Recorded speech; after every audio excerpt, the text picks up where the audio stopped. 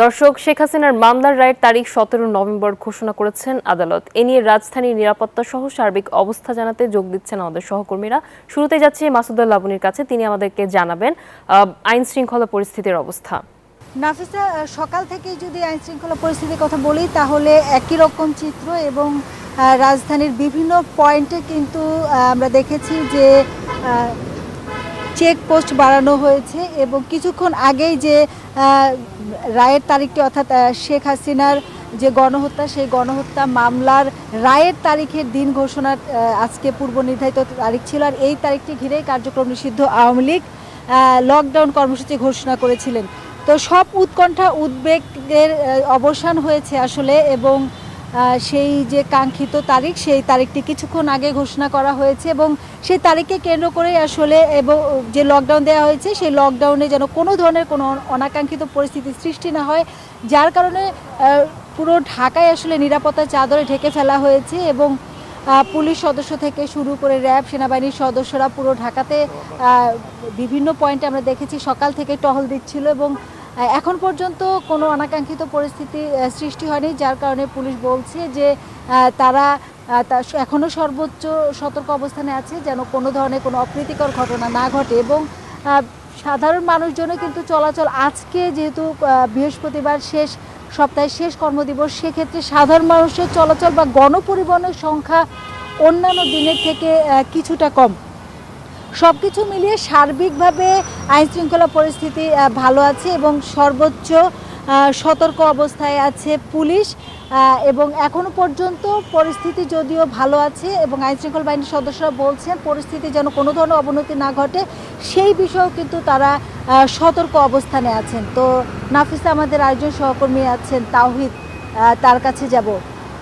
তাওহিদ, আপনি এখন ঠিক কোন জায়গাটিতে আছেন এবং এই যে রায়ের তারিখ ঘোষণা, এই তারিখ ঘোষণা নিয়ে নানা ধরনের জল্পনা কল্পনা ছিল, সব কিছু মিলিয়ে তারিখ ঘোষণাটি হয়েছে এবং এনসিপি তো অন্যতম একটি দাবি ছিল যে এই যে শেখ হাসিনার বিচার নিশ্চিত করা, সেই বিচার নিশ্চিতের প্রথম যে ধাপ সেটি তারিখ ঘোষণা করা হয়েছে। এনসিপি কিছু বলেছে কিনা?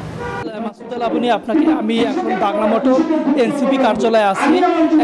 আপনারা জানেন যে 17 নভেম্বর শেখ হাসিনা সহ তিনজনের মানবতা বিরোধী অপরাধের যে রায়, সেই রায়ের তারিখ ঘোষণা করেছে আদালত। এ বিষয়ে আমরা সরাসরি একটু প্রতিক্রিয়া জানার চেষ্টা করব এনসিপির যুগ্ম আহ্বায়ক সরোয়ার তুষারের কাছে।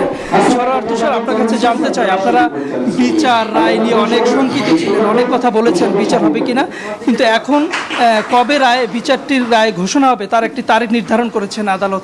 এ বিষয়ে আপনারা কি বলবেন বা আপনাদের আশা, আপনারা খুশি, সন্তুষ্ট কিনা? অবশ্যই আমরা বিচারটা তো খুব ক্লোজলি ফলো করছিলাম এবং আমরা মনে করি যে শেখ হাসিনার বিচার হতে হবে এবং এই সরকারকে দ্রুততম সময়ে শেখ হাসিনা সহ এই গণহত্যার যারা মাস্টারমাইন্ড ছিলেন, যারা মূল পরিকল্পনাকারী ছিলেন, তাদেরকে বিচারটা দ্রুত করতে হবে। ফলে 17 তারিখে রায়ের তারিখ দিয়েছেন, এটা অবশ্যই ওয়েলকাম মুভ এবং আমরা লক্ষ্য রাখবো যে বিচার কার্যক্রমটা সঠিকভাবে হয় কিনা। এর বাইরে আওয়ামী লীগ যে সারা দেশে এটাকে কেন্দ্র করে এক ধরনের নাশকতা, আগুন সন্ত্রাস করার চেষ্টা করছে, এটার ক্ষেত্রে সরকারের শক্ত পদক্ষেপ নেওয়া উচিত।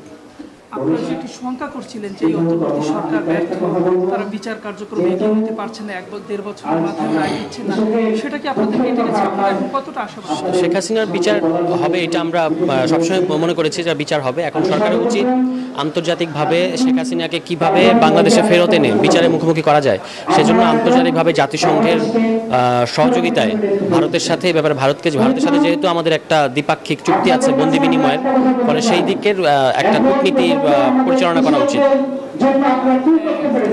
আজকে কেন্দ্র করে যে একটি লকডাউন সারা দেশে আগুন একটা হয়েছে, আমি মনে করি যে এখানে স্বরাষ্ট্র মন্ত্রণালয়ের ব্যর্থতা আছে এবং ইন্টেলিজেন্স ফেইলিয়ার আছে, কারণ তারা এরকম বলে কয়ে সারা দেশে একটা নাশকতা করতে পারছে এবং সেগুলোর ক্ষেত্রে এক ধরনের আতঙ্ক তৈরি হচ্ছে, কিন্তু সরকারের কিংবা স্বরাষ্ট্র মন্ত্রণালয়ের কিন্তু শক্ত কোনো পদক্ষেপ আমরা দেখতে পাচ্ছি না। রাজনৈতিক দলগুলো সজাগ আছে, রাজপথে আছে, কিন্তু সরকারের পদক্ষেপ দরকার।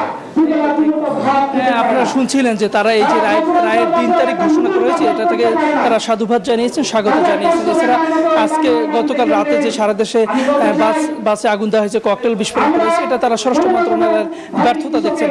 দর্শক, আমরা এখন সরাসরি গাজীপুরে আরেক সহকর্মীর কাছে চলে যাব। ধন্যবাদ আপনাকে। আসলে আপনি যেমনটি বলছিলেন, আসলে নিষিদ্ধ যে কার্যক্রম আওয়ামী লীগের, সেই আওয়ামী লীগের কিন্তু পূর্ব ঘোষিত যে লকডাউন, সেই লকডাউন কিন্তু ঘোষণা করেছেন। এবং আমি যদি একটু দেখাই যে এই লকডাউনের প্রেক্ষিতে আসলে গাজীপুরে কিন্তু তেমন কোনো প্রভাব পড়েনি। গাজীপুরে যে আইন শৃঙ্খলা বাহিনী রয়েছে, র্যাব রয়েছে, পুলিশ রয়েছে এবং তারা কিন্তু সচেষ্ট রয়েছে সড়ক মহাসড়কে, এবং প্রতিটি মহল্লায় কিন্তু তারা নিরাপত্তা দেওয়ার জন্য কাজ করে যাচ্ছে। এবং সকাল থেকে আমি যেটা লক্ষ্য করতে পেরেছি যে যানবাহন, যে সড়ক মহাসড়কগুলো এবং ঢাকা টাঙ্গাইল এবং ঢাকা ময়মনসিংহ যে মহাসড়ক রয়েছে, সেই মহাসড়কগুলোতে কিন্তু যান চলাচল স্বাভাবিক রয়েছে। এবং প্রতিদিনের মতোই কিন্তু সাধারণ যে যাত্রী রয়েছে, সেই যাত্রীরা কিন্তু চলাচল করছে। এবং আমি বলি যে এই গাজীপুরে যে লকডাউনের তেমন কোনো প্রভাবই পড়েনি। এবং সকাল থেকে যে বিষয়টা লক্ষ্য করেছি, কোনো ধরনের নাশকতা বা কোনো ধরনের বিশৃঙ্খলার সংবাদ কিন্তু আমরা পাইনি। এবং আইন শৃঙ্খলা বাহিনী যারা রয়েছে তারা বলছেন যে তারা কিন্তু তাদের যে কার্যক্রম, সেটি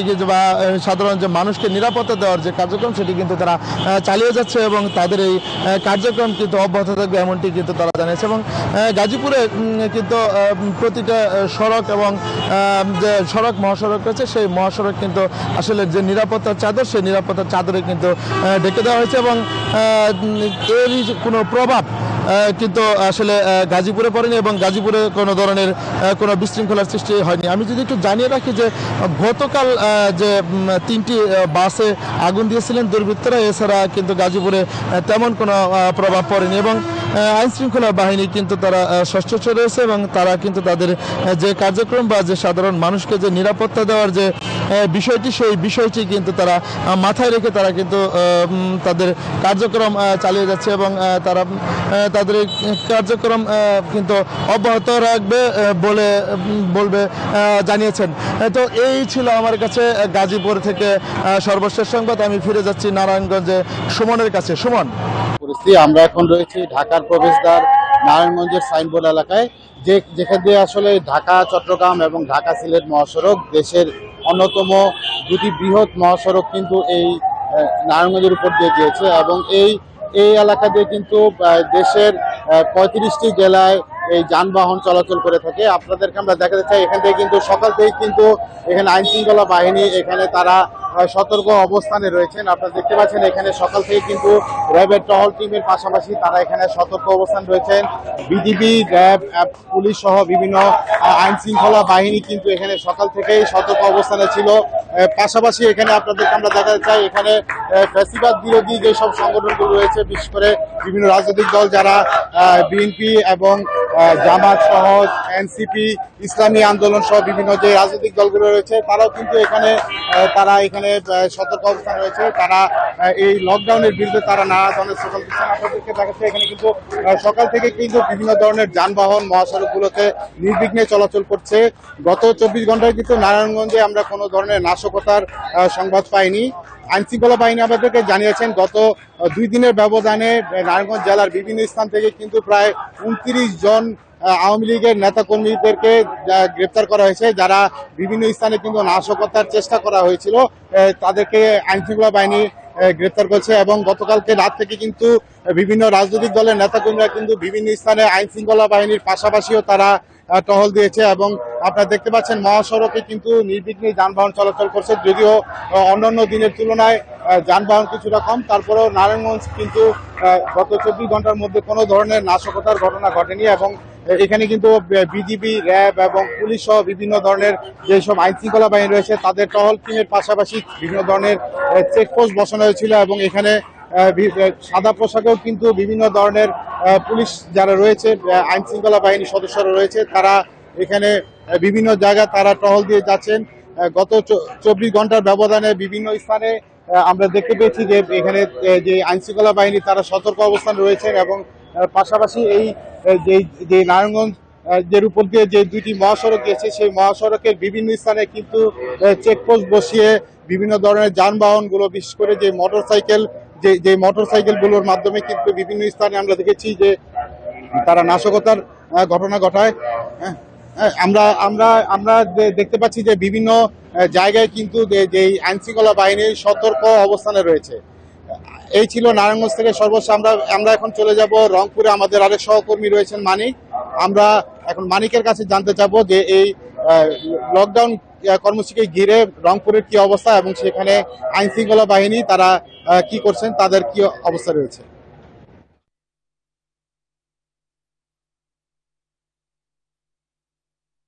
শরীফ, শুনছিলাম নারায়ণগঞ্জের খবর। আমি রয়েছি উত্তরের বিভাগীয় নগর রংপুরে। আপনাকে যদি বলি যে লকডাউনের কোনো প্রভাব কিন্তু রংপুরে পড়েনি, এবং শুধু রংপুরে না, আশেপাশের যে জেলাগুলো রয়েছে কোথাও লকডাউনের প্রভাব পড়েনি। স্বাভাবিকভাবে যানবাহন চলাচল করছে। সকাল থেকে দূরপাল্লার যেসব যানবাহন সেগুলো অর্থাৎ গন্তব্যের উদ্দেশ্যে ছেড়ে গেছে। পাশাপাশি ঢাকার উদ্দেশ্যে যেসব যানবাহন সেগুলো ঢাকার উদ্দেশ্যে ছেড়ে গেছে। আপনাকে যদি বলি যে প্রতিটি পয়েন্টে পুলিশের অর্থাৎ পুলিশের তল্লাশি দল রয়েছে, বিশেষ করে রংপুর নগরীর সাতমাথা, মডার্ন মোড় এবং টাউন হল যেখানে রয়েছেন, পাশাপাশি চেকপোস্ট এবং সিও বাজার সব জায়গাতে পুলিশের বিশেষ টিম কাজ করছে। পাশাপাশি র্যাব রয়েছে, তারাও কিন্তু সতর্ক অবস্থান রয়েছে। আপনাকে আরেকটি বিষয় জানিয়ে রাখি যে রংপুরে যে এই লকডাউনকে কেন্দ্র করে গত 24 ঘন্টায় মেট্রোপলিটন পুলিশ এবং জেলা পুলিশ মিলে 14 জনকে আটক করেছে। তারা নিষিদ্ধ সংগঠন ছাত্রলীগ, যুবলীগের সদস্য বলে জানিয়েছেন metropolitan police commissioner Majid Ali, এবং তিনি কিন্তু বলেছেন যে অর্থাৎ কোনো নাশকতার পরিকল্পনা করতে পারে এই সন্দেহে তাদেরকে আটক করা হয়েছে। আর পাশাপাশি রংপুর রেঞ্জের ডিআইজি আমিনুল ইসলাম আমাদেরকে বলেছেন যে অর্থাৎ রংপুর বিভাগের কোথাও কোনো অপ্রীতিকর ঘটনা ঘটেনি। সব জায়গাতেই লকডাউনের কোনো প্রভাব পড়েনি। স্বাভাবিকভাবে চলছে যানবাহন এবং স্বাভাবিক জীবনযাত্রায় কিন্তু রয়েছে রংপুর সহ আশেপাশের জেলাগুলোতে, এমনটা কিন্তু বলছেন রংপুর রেঞ্জের যে ডিআইজি আমিনুল ইসলাম। তিনি আমাদেরকে বলেছেন যে সব জায়গাতেই রাতভর তল্লাশি চালানো হচ্ছে এবং যারা অপ্রীতিকর ঘটনা ঘটাতে পারে এমন সন্দেহে রংপুর বিভাগের বিভিন্ন জেলা থেকেই কিন্তু বেশ কিছু নিষিদ্ধ ঘোষিত ছাত্রলীগের এবং যুবলীগের এবং আওয়ামী লীগের নেতাকর্মীকে আটক করা হয়েছে। পরিস্থিতি স্বাভাবিক রয়েছে এই মুহূর্তে রংপুরে। কোথাও কোনো অপ্রীতিকর ঘটনা ঘটেনি এমনটা প্রশাসনের পক্ষ থেকে জানানো হয়েছে, এবং সব জায়গাতেই অর্থাৎ অফিস আদালতে স্বাভাবিক কার্যক্রম চলছে বলে জানিয়েছেন বিভাগীয় কমিশনার শহীদুল ইসলাম। তিনি কিন্তু বলেছেন যে রংপুর বিভাগের সব অফিস আদালত স্বাভাবিক কার্যক্রম চলছে এবং কোথাও কোনো অর্থাৎ অপ্রীতিকর ঘটনার কোনো খবর নেই, এবং লকডাউনের প্রভাব কোনো অফিস আদালতে পড়েনি এমনটাই কিন্তু বলেছেন রংপুর বিভাগের যিনি অর্থাৎ বিভাগীয় কমিশনার রয়েছে। আরেকটি বিষয় আপনাকে বলে রাখি যে এই অর্থাৎ ছাত্র শিবির এবং ছাত্র দল থেকে শুরু করে যুবদল তারা কিন্তু অর্থাৎ খণ্ডভাবে মিছিল করেছে। অল্প কিছুক্ষণের মধ্যে বৈষম্যবিরোধী ছাত্র আন্দোলনের নেতাকর্মীরা তারা মিছিল বের করবেন বলে আমরা জানতে পেরেছি।